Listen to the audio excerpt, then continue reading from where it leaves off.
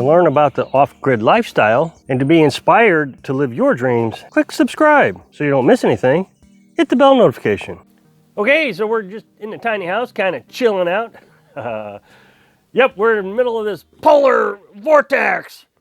Sounds so ominous. Oh, we're just kind of taking it easy. We're not going outside and stressing ourselves in this cold weather. Neighbor, I hear the chainsaw running, and I find it so interesting how people react instead of prepare, which is kind of what the theme of this video is all about. He's up there cutting firewood in the middle of a polar vortex. It's 12 degrees outside. Oh, it's got to be miserable. And I know why. He probably can't afford the heat to heat it with regular utilities. It's gotten so cold, so he doesn't have a choice but to come out here and cut firewood. And I see this a lot with people. They just react to things. You know, it's like, I got to eat tomorrow. And they don't do anything about it until tomorrow. I wanted to show you, I showed you, I think it was 7 days ago now, we cured this piece of meat. It's pork. I think it was like almost 8 pounds of pork.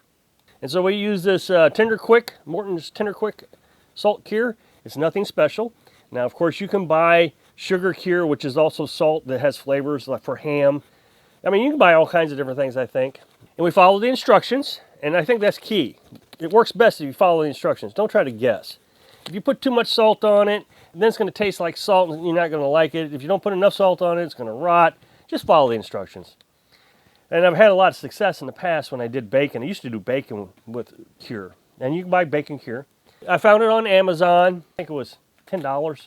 It wasn't expensive. And we figured this will cure 64 pounds of meat. It's 2 pounds of cure. And you use 1 tablespoon of cure per pound of meat. We let it sit out in 38 degrees, well, I guess about 32 degrees, 34, 3 degrees, somewhere around there, for 3 days, 2.5 to 3 days. That way the cure had plenty of time to get into the meat so it wouldn't rot. You want to keep it cool so it doesn't rot until the cure has time to get in the meat. Then we brought it inside. I've put it under the bed. Under the bed is 59 degrees. It's been pretty consistent, 59 degrees. We've opened it up twice now. But today we opened it up. I sniffed in it to see if it was starting to sour. Carolyn sniffed in it to see if it was sour. It doesn't smell like anything. There's really not much of a smell in it at all. So I think we're really having a lot of success about this. Again, I know a lot of people complain that I put it in a plastic bag, but right here on the instructions it says place in a clean food grade plastic bag and secure in refrigerated at 36 to 40 degrees for 4 to 8 hours. And of course you go much longer, 24 to 48 hours if you're using lots of meat like we did, 7 pounds of meat.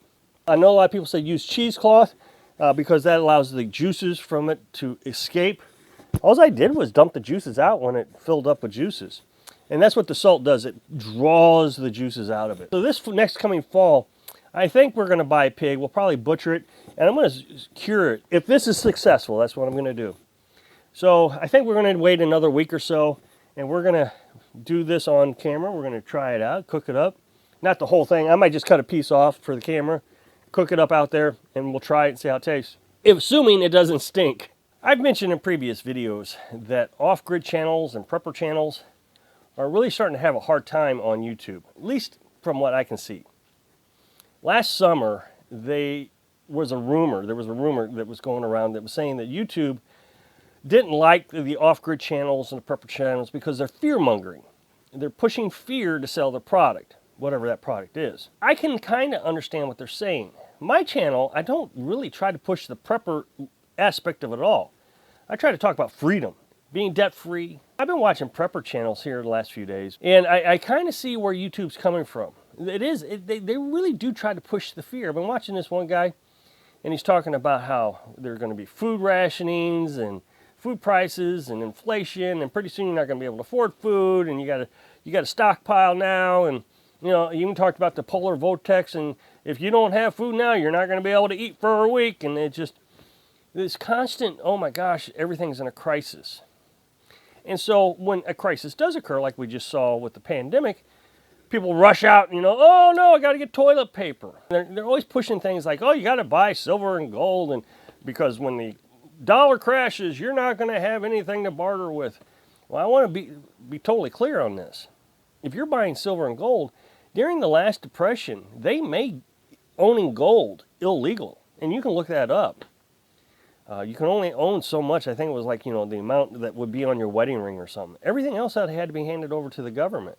Who's to say that wouldn't happen again? The dollar crashes, they make you turn over all your gold. You're not going to be able to trade gold because it's already illegal.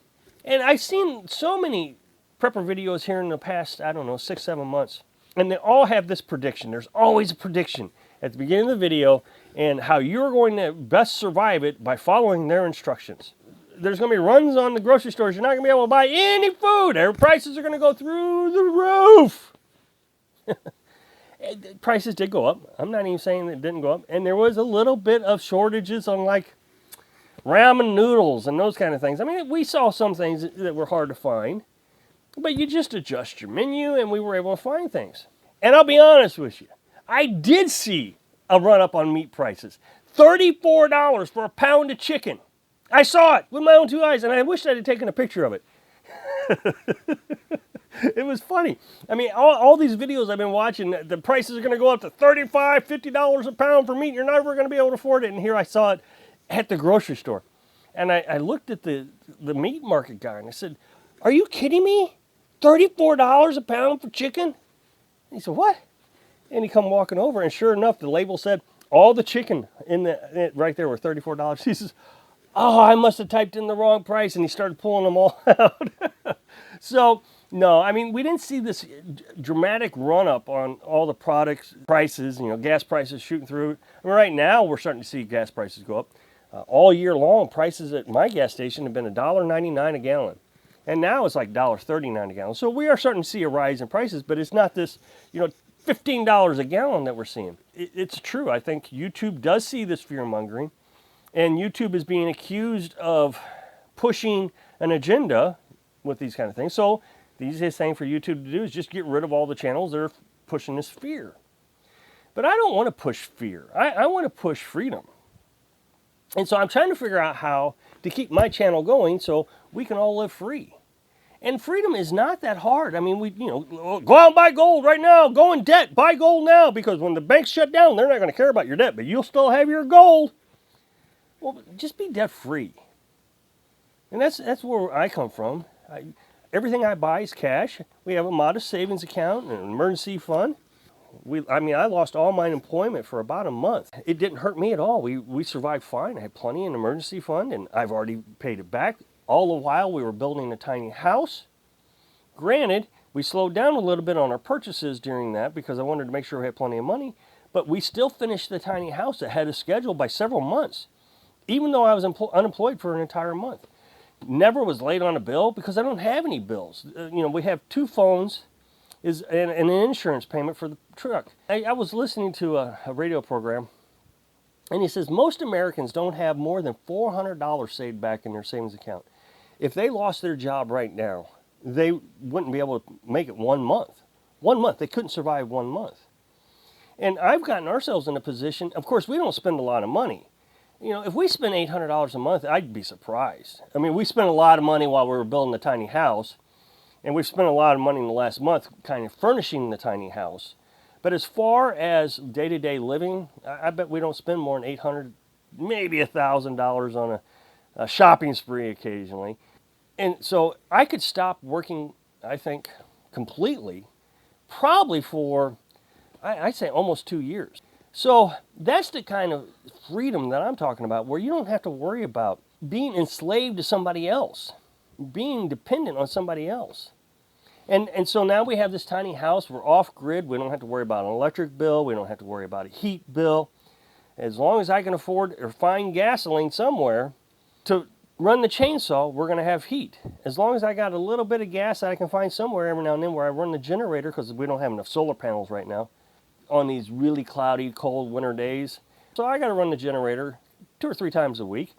My generator runs about 11 hours on a gallon of gas. If I can buy 5 gallons of gas somewhere, even if it's $50 a gallon, minimizing my life, minimizing the amount of money I have to spend, and minimizing the debt, or just no debt, maximizing the amount of money you can save, that's the real freedom. That's the real prepping. And I've told you that we're getting chickens. They're supposed to be here tomorrow, and I'm very excited. I can't wait to show you the chickens. So then we're going to have a food supply. As long as I can keep them moving around the yard in our chicken tractor, there'll be fresh bugs and grasses and different things. And of course, we can feed them scraps.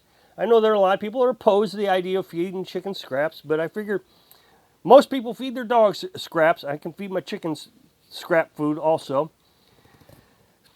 We always have a month's worth of food, always. Even if we don't have plenty of meat, we still have a stockpile of food on the shelf, corns and vegetables, peanut butter. Peanut butter is a good staple item. We always have plenty of peanut butter. Probably lasts us a month if we just open the jar. So these are the kinds of things that I think real preppers should be. It's just living life. I don't think there has to be this fear-mongering that, oh, you got to do this, and you got to have this much food, and you got to have this much toilet paper, and you got to have a garden that's, the size of Mount Everest. I don't see it that way. So I hope I can encourage you to stop being afraid and just live happy. Thanks for watching.